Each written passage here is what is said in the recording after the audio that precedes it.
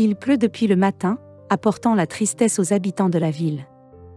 Alice séchait les cours de l'université et attendait son amie qui n'était pas pressée de la rejoindre. Elle venait toujours dans ce café lorsqu'elle voulait sécher ses cours. Ses parents vivent à l'autre bout de la ville et elle est sûre qu'elle ne les rencontrera pas ici. Sa mère travaillait dans une galerie d'art en ville et son père était comptable. Alice était en première année et détestait l'université. Elle voulait devenir manucure ou coiffeuse, mais ses parents insistaient pour qu'elle étudie l'économie. Alice jeta un coup d'œil à sa montre et décida de ne plus attendre son amie. Elle paya le café et s'apprêtait à partir quand elle entendit soudain une voix douloureusement familière dans son dos. Elle regarda furtivement autour d'elle et aperçut un couple. Un homme d'âge moyen faisait galamment la cour à une blonde lumineuse. Il l'aida à s'asseoir à la table et, en même temps, il passa son bras autour de ses épaules et l'embrassa même dans le cou. Alice était abasourdie par ce qui venait de se passer et ne pouvait plus bouger. Elle avait même l'impression d'imaginer des choses. Mais c'était bien réel. Son père et une jeune femme blonde étaient assis à la table voisine. La femme rit méchamment et commande le plat de vin le plus cher. Alice surmonte l'envie d'appeler immédiatement sa mère pour lui raconter ce qu'elle a vu. Elle décida de voir comment les événements allaient se dérouler. La blonde et son père partirent au bout d'une heure. Alice s'est également dirigée vers la sortie, par la fenêtre, a vu son père embrasser passionnément la blonde sur les lèvres. Il monta ensuite dans sa voiture et s'éloigna tandis que sa maîtresse tournait lentement le coin de la rue. À ce moment-là, Alice s'est précipitée à sa suite. Se cachant derrière les panneaux publicitaires et faisant semblant d'aller dans l'autre sens. Heureusement, le trajet à pied n'est pas long. La blonde entra dans le salon de beauté le plus proche et resta à l'intérieur par les grandes fenêtres. Alice pouvait voir la maîtresse de son père enfiler son uniforme de travail et commencer à faire une manucure à sa cliente. À ce moment-là, Alice se rendit compte qu'elle travaillait ici et un plan astucieux émergea dans son esprit. Elle ne se fait pas prier et compose le numéro du salon figurant sur le panneau publicitaire. La jeune fille lui décrivit l'apparence d'une blonde et s'inscrivit pour des extensions d'ongles, et en même temps, elle découvrit qu'elle s'appelait Charlotte. Dans quelques jours, Alice devait donc aller faire une manucure chez la maîtresse de son père. Il est difficile de décrire les sentiments d'une fille qui découvre que son père a trompé sa mère bien-aimée. Pendant tout ce temps, la jeune fille a évité de le rencontrer car, d'un seul coup d'œil, elle se souvient immédiatement de la scène du café. Alice prend ses distances avec son père et cherche à comprendre pourquoi il a agi de la sorte. Ses parents étaient pour elle un exemple en tout, et elle ne pouvait imaginer que quelqu'un puisse détruire leur bonheur familial.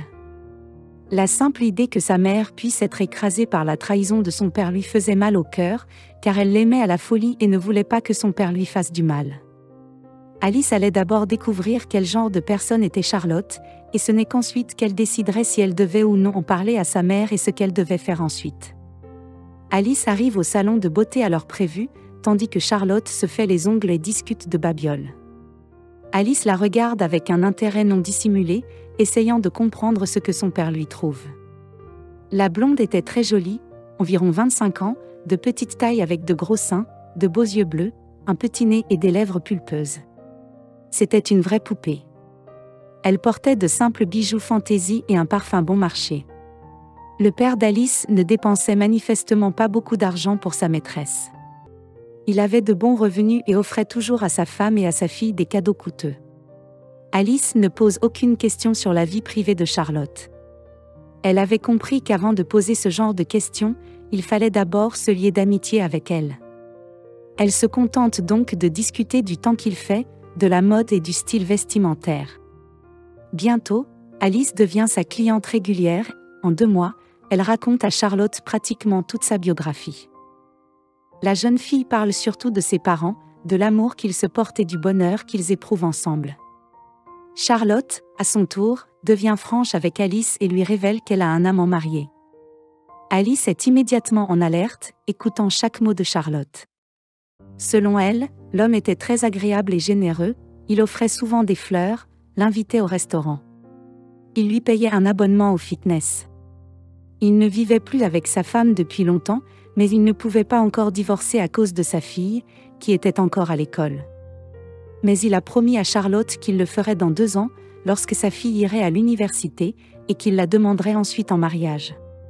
C'était tellement désagréable à entendre qu'Alice avait du mal à se retenir de dire tout ce qu'elle pensait vraiment. Au lieu de cela, elle dit à Charlotte qu'elle est heureuse pour elle et félicite son homme de faire des projets pour l'avenir. Charlotte est persuadée qu'Alice est devenue pour elle une nouvelle amie fidèle et digne de confiance.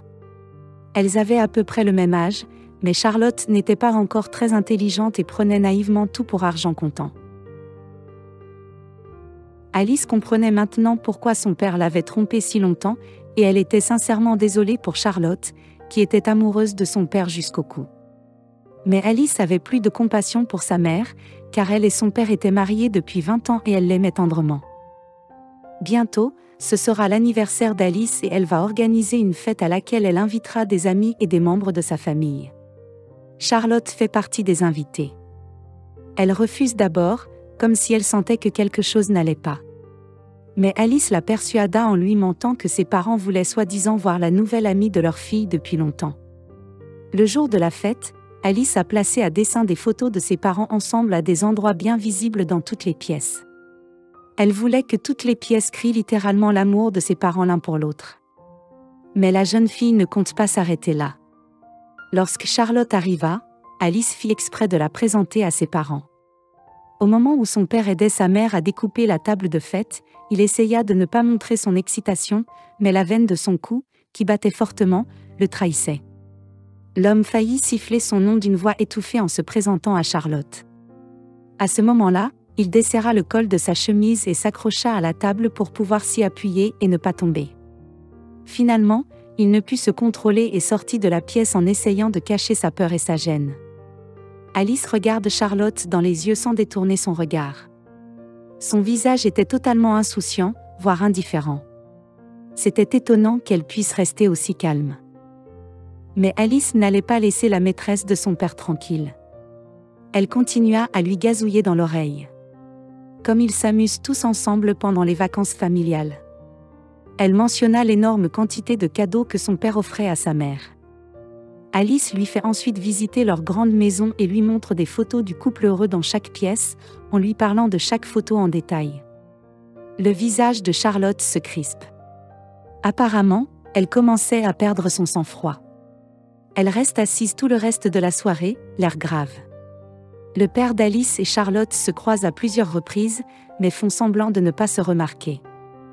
Lorsque la danse commence, Alice demande immédiatement à son père d'inviter maman à leur danse préférée, le tango. C'est grâce au tango que ses parents se sont rencontrés lorsqu'ils sont venus au club, il y a des années, pour apprendre à danser. Charlotte n'en peut plus, pose une coupe de champagne sur la table, marmonne quelque chose comme quoi elle ne se sent pas bien et se dirige précipitamment vers la sortie. C'est la fin de l'histoire avec la blonde. Charlotte changea de numéro de téléphone, trouva un nouvel emploi et commença bientôt à sortir avec un autre homme. La fille a donc astucieusement épargné à sa mère la douleur de la trahison. Mais malheureusement, personne ne sait pour combien de temps. Chers amis, j'espère que vous avez apprécié cette histoire. Passez un bon moment et revenez tous.